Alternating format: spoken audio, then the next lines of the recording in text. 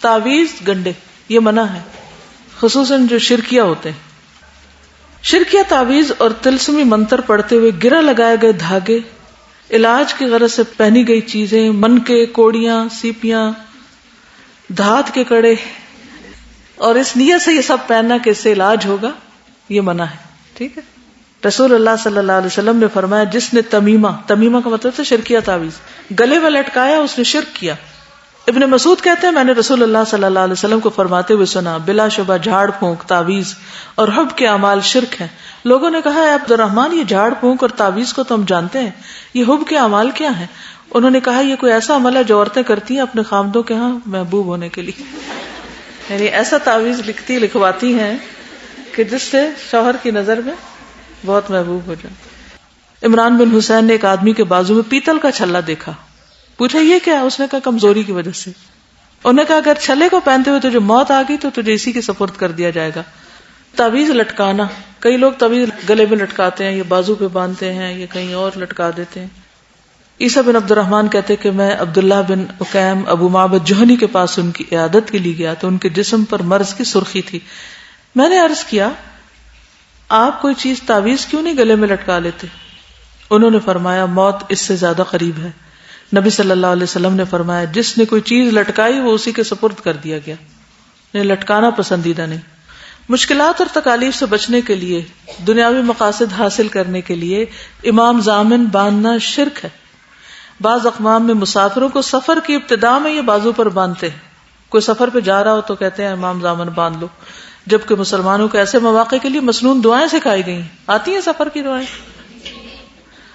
رویفہ کہتے ہیں رسول اللہ صلی اللہ علیہ وسلم نے مجھے فرمایا اے رویفہ امید ہے تمہیں میری بات لمبی زندگی ملے گی تو تم لوگوں کو بتا دینا کہ جس نے اپنی داڑھی میں گرہ لگائی، یعنی داڑھی کے بالوں میں خود گرہ لگائی یا تانت باندھی، تانت ہوتی تاند جس کو پنجابی میں کہتے ہیں نا، یہ دھاگا، یا کسی جانور کے گوبر یا ہڈی سے استنجا کیا تو محمد صلی اللہ علیہ وسلم اس سے بری ہیں، یعنی آپ اس کو اپنی امت میں نہیں شمار کریں گے. نبی صلی اللہ علیہ وسلم کی تعویذ پہننے والے شخص سے بیزاری. عقبہ بن عامر کہتے ہیں ایک مرتبہ رسول اللہ صلی اللہ علیہ وسلم کی خدمت میں 10 آدمیوں کا ایک وفد حاضر ہوا. نبی صلی اللہ علیہ وسلم نے ان میں سے 9 آدمیوں کی بیعت کر لی اور ایک سے ہاتھ روک لیا. انہوں نے پوچھا یا رسول اللہ آپ نے 9 سے بیعت کی ہے اور اس شخص کو چھوڑ دیا؟ آپ نے فرمایا اس نے تعویذ پہن رکھا ہے. یہ سن کر اس نے گریبان میں ہاتھ ڈال کر اس تعویذ کو ٹکڑے ٹکڑے کر دیا اور نبی صلی اللہ علیہ وسلم نے اس سے بھی بیعت لے لی اور فرمایا جو شخص تعویذ لٹکاتا ہے وہ شرک کرتا ہے. صحابہ کی بیزاری.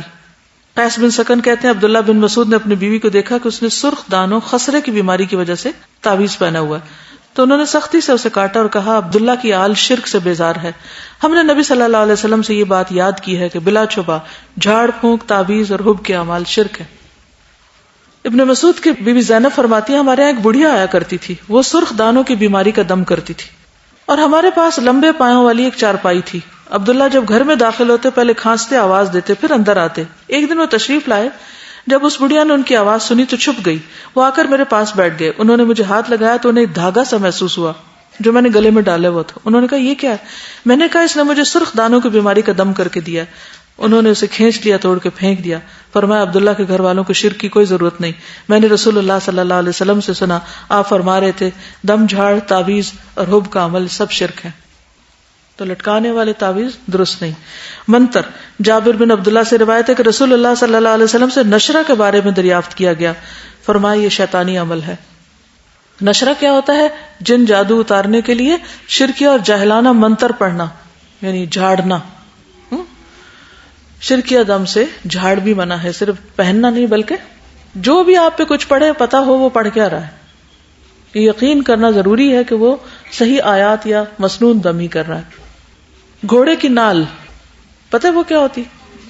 جادو، نظر بد، بیماری یا حادثات سے محفوظ رہنے کے لیے گاڑی، مکان یا دکان وغیرہ پر گھوڑے کی نال لٹکانا یا کالے دھاگے وغیرہ باندھنا اللہ تعالیٰ پر عدم اعتماد کا اظہار ہے، شرک ہے.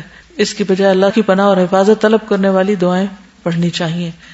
اب آپ دیکھیے کہ پیچھے جتنے بھی دم کے طریقے مسنون ہیں جب آپ کو پتا ہوں گے تو اس کے علاوہ باقی سب آؤٹ کر دیں. ٹھیک.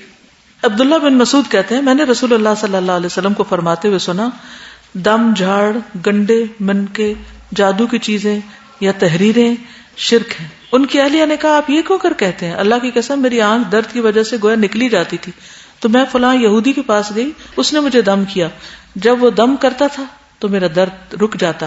عبداللہ رضی اللہ عنہ نے کہا یہ شیطان کی کارستانی ہوتی تھی، وہ تمہاری آنکھ میں اپنی انگلی مارتا تھا، جب وہ یہودی دم کرتا تو شیطان باز آ جاتا، یعنی شیطان جسے اس دن بھی بتایا تھا نا بعض اوقات ایک دم سوئی چبھتی ہے جسم میں، تو شیطانی کچوکا بھی ہوتا ہے۔ حالانکہ تمہیں یہی کچھ کہنا تھا جیسا کہ رسول اللہ صلی اللہ علیہ وسلم کہا کرتے تھے، اذهب البأس رب الناس واشف انت الشافی لا شفاء الا شفاءک اشف شفاء لا یغادر سقما، بس اتنا ہی کہہ دیتی، کسی کے پاس جانے کی کیا ضرورت ہے۔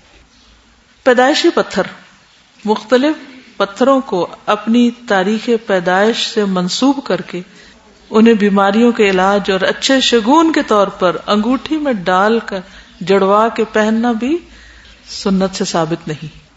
یہ چیزیں بھی، کیونکہ پتھر میں کیا رکھا ہے، یعنی کئی لوگ پتھروں کے مختلف ناموں کو ڈیٹ آف برتھ کے ساتھ میچ کرتے ہیں، اس سٹار کے ساتھ یہ پتھر میچ کرتے ہیں، منحوس ہے یہ، اس کے لیے ایسا اور ویسا، کچھ ستاروں کے ساتھ کرتے رہتے ہیں، تو یہ سب شرک کی قسمیں، شرک اصغر ہے۔ ربیہ کہتے ہیں کہ عمر رضی اللہ عنہ حجر اسود کے پاس آئے، اسے بوسہ دیا اور فرمایا میں خوب جانتا ہوں تو صرف ایک پتھر ہے، نہ کسی کو نقصان پہنچا سکتا نہ نفع۔ تو اس سے کیا دلیل ملتی ہے کہ کوئی پتھر کسی کو نہ فائدہ دے سکتا ہے اور نہ نقصان۔ اگر میں نبی صلی اللہ علیہ وسلم کو تجھے بوسہ دیتے ہوئے نہ دیکھتا تو میں تمہیں کبھی بوسہ نہ دیتا۔ رسول اللہ صلی اللہ علیہ وسلم نے فرمایا جس نے برا شگون لیا یا اس کے لیے برا شگون لیا گیا، جس نے کہانت کی یا اس کے لیے کہانت دی گئی، جس نے جادو کیا یا اس کے لیے جادو کیا گیا، وہ ہم میں سے نہیں۔ ٹھیک ہے، یعنی خود کرنا یا کسی کے لیے کرنا یا جس کے لیے کیا جائے وہ سب اس میں آ جاتے ہیں۔ نبی صلی اللہ علیہ وسلم نے فرمایا میری امت کے 70,000 لوگ بلا حساب جنت میں جائیں گے، یہ وہ لوگ ہوں گے جو جھاڑ پھونک نہیں کراتے، نہ شگون لیتے اور اپنے رب پر بھروسہ کرتے ہیں۔